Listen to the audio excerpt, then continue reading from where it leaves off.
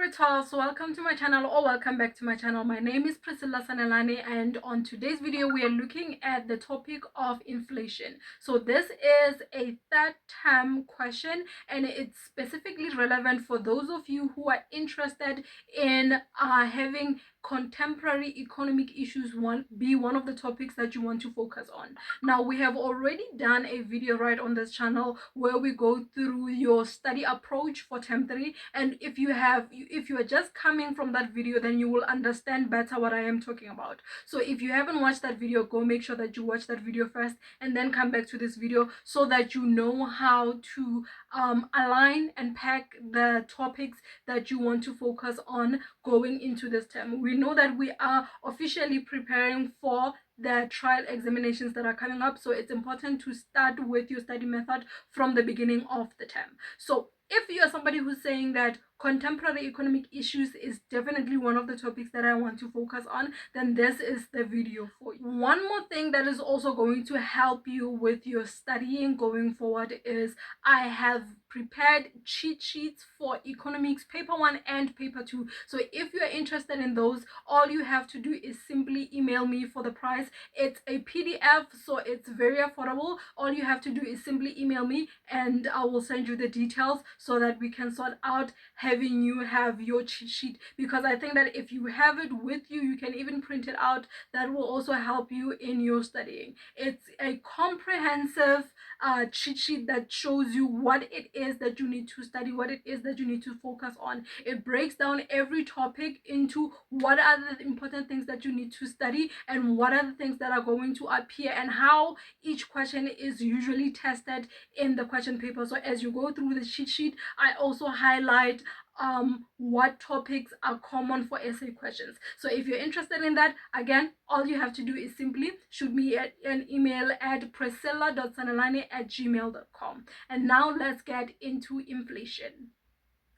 The first thing that we're going to look at when it comes to inflation is the definition, because you cannot talk about inflation without knowing what inflation is. This is a very good section A question, also in section B, but when it comes to section C, this is what you use as your introduction. So you need to know the explanation or the definition rather of what inflation is. And as we go through the definition of inflation, we are also going to look at the different types of inflations as well as the characteristics. But what's most important is for you to know the definition. So we start with the definition of inflation. Inflation occurs when there is an increase in the general price level over a period of time. So you could also simply say inflation is when there is a general increase in the general price level over a period of time. So what the examiner is marking when they're looking at your answer is the keywords. The first keyword we're looking at is the word increase. So we need to have the word increase in your definition. So no matter how you rephrase it, so long as the word increase is in there, and also an increase mentioning the general price levels, and also it has to also mean over a period of time, because that means that it is sustained and it is significant. Because if it's once off, then we wouldn't necessarily call it inflation.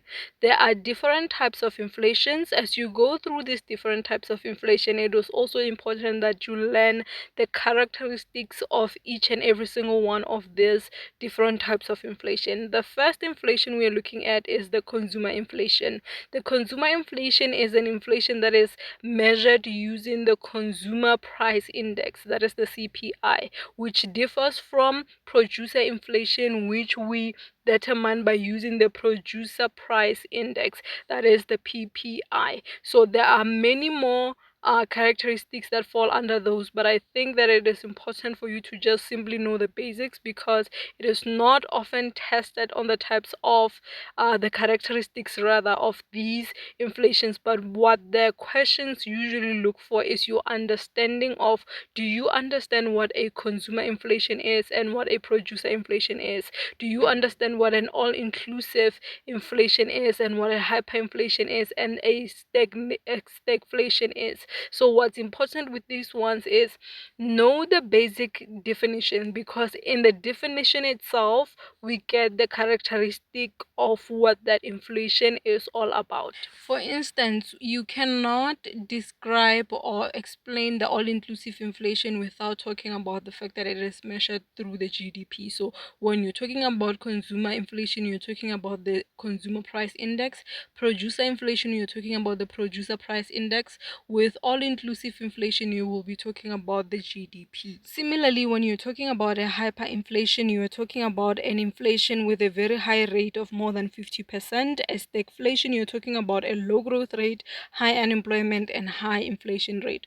All of those are also the characteristics of those types of inflation. Next, we are going to look at the causes of inflation. So these are the things that usually occur for us to end up with inflation. Some of them are actually can be seen as indicators, because normally if they take place, it means that what it's going to result to in the short run or in the long run is going to be inflation. So let's look at what are the causes of inflation.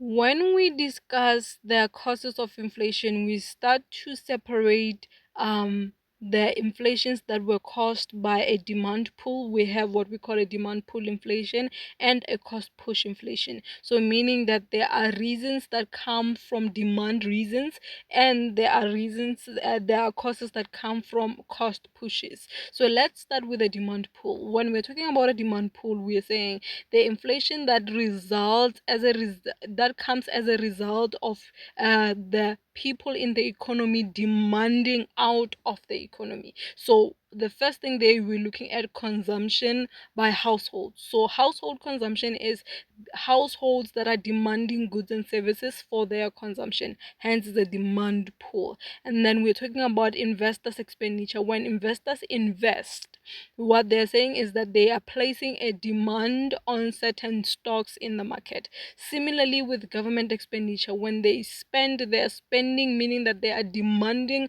public goods and services for them to be able to provide to the citizens of the country. When you export earnings, this is income that is coming into the country, and whenever we have an income, that causes a demand because we have money to demand with. And then we also have the monetarist explanation, which simply backs up everything else that we were talking about, because their explanation is whenever there is a high rate of money supply in the economy, that will cause inflation. When there is a high rate of money supply, that means people have more money to buy with, meaning that they can now demand. Then we go to the cost push reasons, or the cost push causes. We look at wages. Wages are one of the costs that a business has to incur. So with cost push, we are looking at the things that will cause a business to sell their product at a higher price. And one of those things is if the cost that they incur in producing that product is high, they cannot sell that product at a lower price level. They have to increase the price level for them to be able to make a profit. So if they have to pay a high amount in wages, you best believe that the product that they are trying to produce with those employees, they are going to charge it higher so that they can be able to pay those employees and still be able to make a profit as a business. Same thing applies to key inputs. We're talking about the raw materials that are going to go into the product. If those raw materials cost the business a high amount, for them to be able to make a profit, they have to sell those goods that they produce, the final goods, at a higher price. Similarly, exchange rates. Let's say they have to import some of the raw materials and the exchange rates are way too high. That means that whatever good they are producing with those raw materials that are imported, those goods are going to be very high in their price level. Profit margins. This is where now they set their own profit margins. Every business will decide how much they want to make in profit. If their profit margins are high, that's going to increase the price level. Next, we are going to look at the consequences of inflation. This is one of those common essay questions, especially for the main part of your essay. They could ask you what are the consequences of inflation, or rather discuss the consequences of inflation. So let's look at what are those consequences of inflation that we should look out for. With consequences, we look at different ways in which inflation affects different parties or different participants in the economy. So we start with debtors and creditors. How does inflation affect debtors and creditors? Well, for them, what this means is that they are going to make a lot of profits, because it means a lot of people cannot afford to buy cash anything anymore. So at the moment the cash purchases decrease, it means that what the other alternative is for people to get in debt, and therefore debtors basically are going to have high consequences of being at the risk of credit, whereas creditors are going to make a profit because this is who we are buying from on credit. Then when it comes to salaries and wages, with salaries and wages there is different consequences that we can come at this at. The first one is that if the workers are successful, they will be able to increase their wages and salaries, because they will be demanding high wages and salaries for them to be able to cover the new cost of living. However, it also means that if their salaries and wages do not increase, it means that what they were able to do before with their salaries, they will no longer be able to do those things. So let's say you earn 1,000 rands, and you know that 1,000 rands can get you a month's worth of groceries. Now that 1,000 rands cannot get you a month's worth of groceries, because each item of your grocery list is higher in prices, so you will get fewer items. Then we get to investors and savers. With investors and savers, again, we are looking at both sides. With it will be difficult for people to invest money if they do not have enough money to begin with. Similarly, with saving, it means that people cannot save money if they do not have enough money to save. So if out of 1,000 rands I'm unable to buy my month's worth of groceries like I'm used to, where now will I have money to save? And investments and savings, by the way, are one of the good things that we need in our economy. They are injections into the economy. So if we don't have those injections, it means that our economy as a country is going to suffer. So we definitely need investments and savings. But if people cannot afford to do those things because of inflation, so you can see how that will affect the economic state. The same thing applies to taxpayers, because now my taxes will increase, which will then disrupt the industrial piece. Lastly, we look at the measures to combat inflation. So we have dealt with the causes, we have dealt with the consequences. Next, we need to know how can we sort of control inflation, if you will, because we cannot necessarily stop it. It's not economically wise to stop it, but there are measures that we can take to combat it. This is to limit it, to control it, or to get ahead of it, meaning to predict it, so that we can align our economic activities to a point where inflation will not cause an economic downfall. So let's look at those measures on how to combat inflation.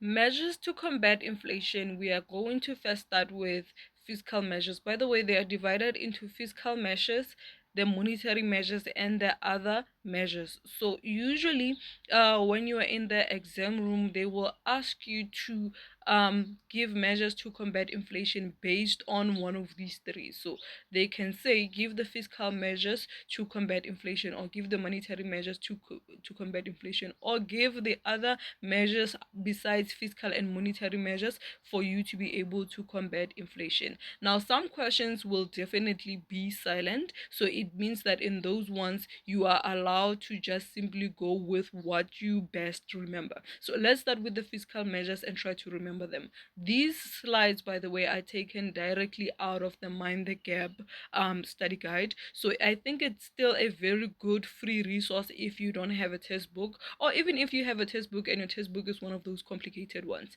Mind the Gap goes straight to the point. So fiscal measures, basically we're looking at the measures that the government can take to be able to combat inflation. So you will see that when they start talking about them, they will say the measures that can be taken by the Minister of Finance. The Minister of Finance works for the government. So the moment you see the word fiscal, I think you should always think the government, what the government can do. So you will see that all of those points that they give you, they have to do with taxes, because all the taxes go to the government. They will tell you to increase direct taxes and increase direct indirect taxes like that, because when you increase taxes, it means that people who are those costs, those demand pull factors, by the way, they cannot take place, because it means that people cannot demand more if everything is already expensive. So that's why they're using taxes to try to increase or to avoid demand pull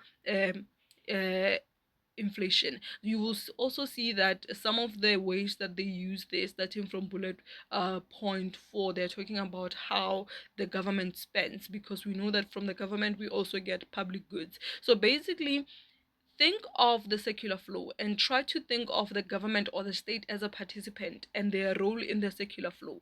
What are some of the things that they can control based on your information from the secular flow that they can use to now try to deal with inflation? Then we get to the monetary measures. The monetary measures basically focus on now what the South African Reserve Bank can do. So this is now their financial institutions, hence we call it the monetary measures. So when you think monetary, think of the South African Reserve Bank, right? So what are some of the things that they can do? The first, it says that they should adjust the quantity of money to the needs of the economy. If there's too much money that is circulating in the economy, that's going to lead us to demand pull inflation, because it means that everybody has a lot of money, and if we have a lot of money, we will demand more. You will see that in the second bullet they reiterate that same point, that for you to be able to, for the SARB rather, to be able to cap inflation, they should reduce the money supply in the economy. In the third bullet, they're talking about the bank rates. Now this is controlling their interest rates, because this is where they are set by the SARB, right? So if they can control the repo rate, which means that it will also affect how the bank are able to raise savings, for example. So if I am saving and the interest rate that I'm earning is higher, then I will be encouraged to save more. So basically we want people to save more, because this will also help us try to control inflation. So instead of spending all the money that I have, I am saving some of it. This will help people control their demand for goods and services. And then it says that excess credit can be reduced by restricting granting of credit by banks. So this is where now, let's say for example I have 1,000 rands that I'm earning from my job, but I can also get another credit for 1,000 rand. So meaning that I can now use credit to double my income, which will lead me to consuming more. Then we have other measures. So these are the measures that basically apply to all the other participants in the economy. So how can everybody else other than the bank and the SARB try to help in combating inflation? So the additional measures, we're looking at what businesses can now do. So that's why we're talking about increased productivity, because this is what a business can do, and they are also the ones who are setting prices, right? So if we can introduce something of a price control, then that will be able to help us secure how the demand in the economy works. And then if we have a wage policy, meaning that there is a certain wage level that all businesses have to apply to, and they cannot go above it or they cannot go below it, whatever the policy is, that will also help secure people in. We know that this is the amount of money that you can earn, and that's going to be able to control how you spend, because how you earn is already controlled. Then we get stricter conditions for consumer credit. So this is like the example I was giving before. I can, for people who try to supplement their income with credit cards, if they are not allowed to get those credit cards, then that's going to put stricter conditions on how much credit they can get. I encourage you to go through the rest of those measures because they will be helpful. These four things are all that you need to know for you to master the topic of inflation. If you can be comfortable in writing an essay about any of these four things, well, the first one is definitions with types. So usually that forms part of your introduction. So if you can use that as your introduction and use the other three things that we have just discussed as a topic for your essay and be able to write a comprehensive essay on that, then we would say that you are ready for the topic of inflation and you have mastered it. Now you hear me recommending as writing it as an essay. I always say if you can write an essay on a topic, then it means that you will be able to answer it in section B and in section A. So if you can write it as an essay, that's how we know that you have mastered it. You only need to know these 4 things. The first one is the definition, which usually applies as your introduction, and then the 3 things that we mentioned after, the causes, the consequences, and measures to combat, usually those make essay topics on their own. So if you know them, then you will be ready for this topic. Have YouTube recommend you more of my videos, be sure to click the like button and subscribe to the channel, and if you have any questions, leave them in the comment section below.